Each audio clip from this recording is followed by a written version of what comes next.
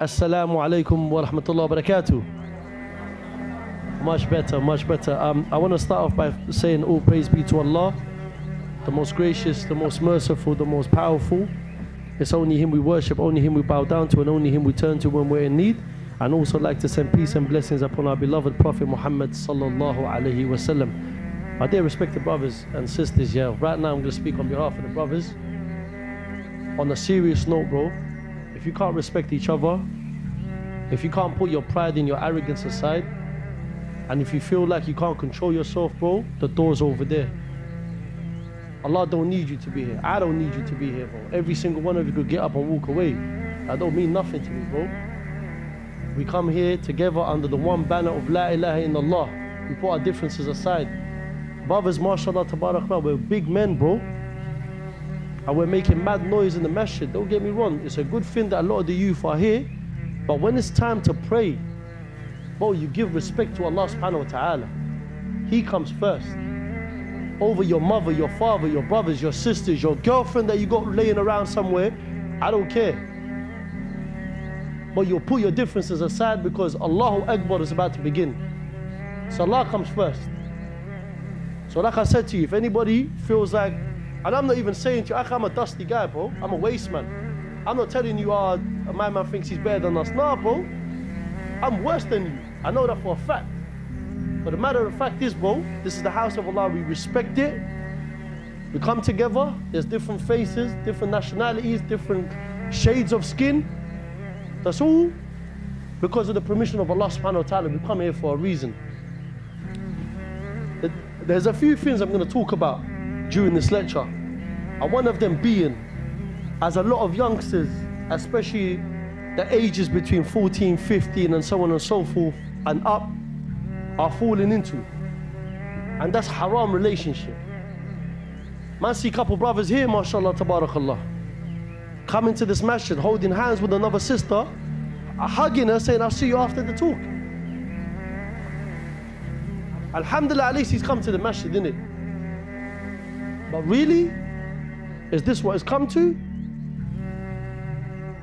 Allah subhanahu wa ta'ala will forgive every sin of a Muslim except the ones that you do publicly and openly, bro.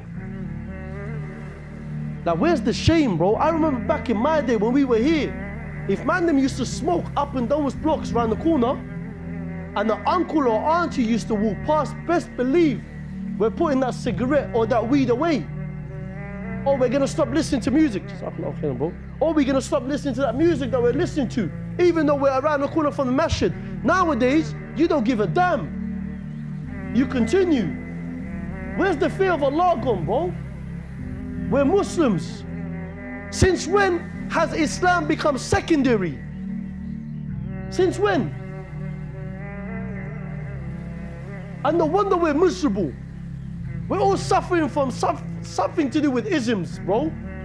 PTSD, and so on and so forth. Man, them are stressed, man, them are depressed. Why? Because you put everything in front of Allah subhanahu wa ta'ala, before Allah.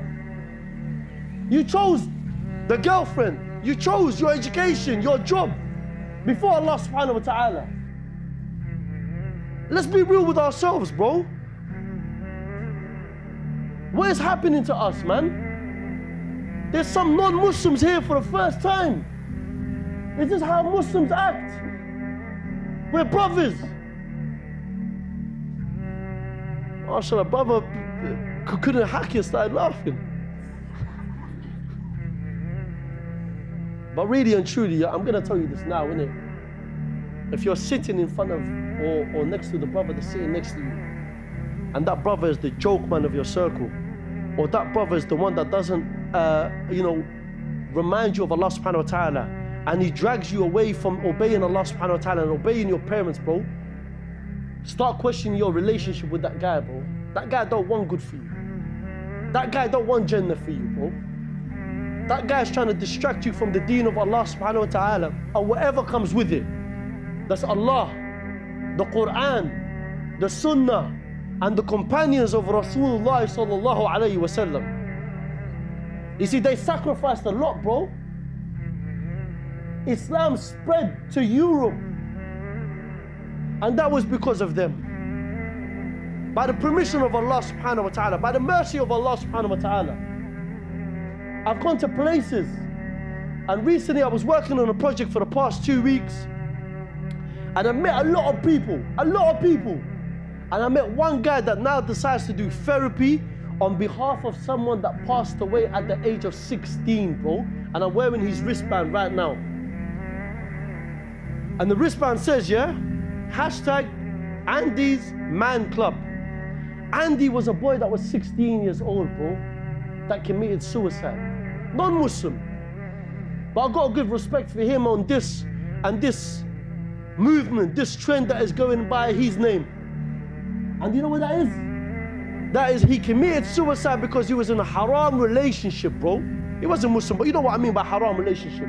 All of us were in it once upon a time, whether we liked it or not. But how many of us are still in it, bro? The girl broke his heart. He couldn't hack it, so he took his own life.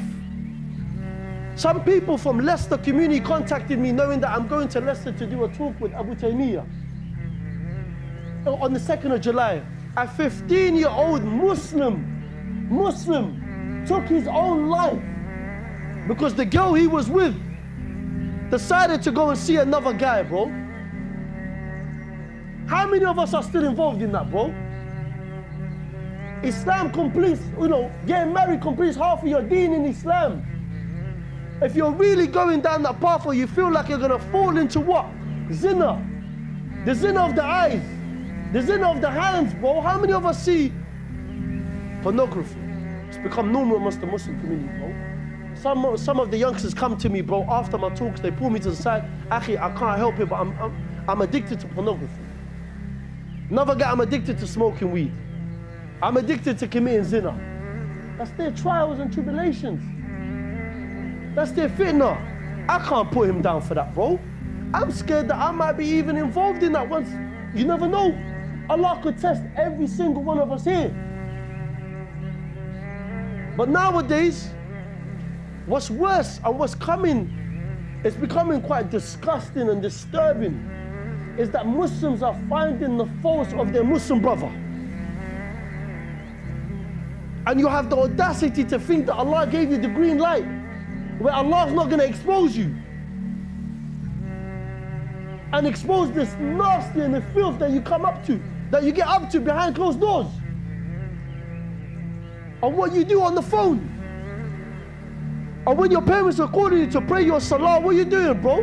Akhi, I was once upon a time there. We pretend that we pray our prayers. Mom, Dad, Ayman, make sure you're praying. Salatul Maghrib has come. No worries, Mom. I'm being distracted. Shaitan's distracting me. The moment I hear footsteps coming up the stairs, what do? Straight away I get into sajda. Pretend that I've been praying already. Who am I fooling, bro? My parents? Or am I fooling Allah subhanahu wa ta'ala? Let me tell you this, my dear respected brothers and sisters, yeah? Islam is going to move forward with or without you. You don't like the rules that Allah subhanahu wa ta'ala has put in place? You don't like what the Prophet Muhammad sallallahu alayhi wa sallam done for you? You don't like what the companions had to sacrifice for you? You don't want to follow them? Bro, leave Islam, bro. Islam is not a trend. And everybody's jumping on this bandwagon of trend. Back in my day, bro, we used to wear baggy clothes. Nowadays, man wears baggy clothes. Oh, look at that man's boot cut. Man's wearing boot cut jeans or trousers. When every man decided to jump on the bandwagon now, following the trend of what? Wearing tight clothes. Some man would look like they're wearing leggings, bro. Leggings. Why is your clothes so tight, bro? Am I lying though? Man, them are going with this trend, bro. Islamically, as a man, we're meant to wear baggy things. Not baggy things such as like, oh, you know what? We can still roll our trousers up. Wear it above your ankle. Since when is it okay for us to wear tight clothes, bro? And nowadays, it's become the opposite. The sisters are doing the opposite.